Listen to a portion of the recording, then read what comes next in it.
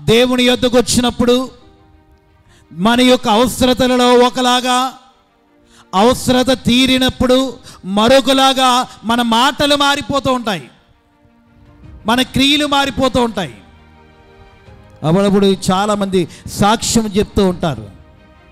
వారు సాక్ష్యం చెప్పినప్పుడు కన్నీటితో సాక్ష్యం చెప్తారు. ఎప్పుడైతే మేలు దాటిన తర్వాత, మేలు కలిగిన తర్వాత, దానిని దాటివేసిన తర్వాత మరలా దేవుని యొద్దకు రారు. వారి మాటలు, వారి స్వరము, వారి క్రియలు అన్నీ మారిపోతాయి. దేవుడు మమ్మల్ని భయంకరమైన ప్రమాదంలోని తప్పించాడు, మరణకరమైన స్థితిలోని తప్పించాడు, మరణకరమైన రోగములను తప్పించాడు, భయంకరమైన అప్పుల యూపులోను లేవనెత్తాడు, భయంకరమైనటువంటి ఇదిగో లోకపు అపవాది యొక్క శోధనలను తప్పించాడు. అది దాటిన తర్వాత వారి యొక్క మాటలు మారిపోతున్నాయి.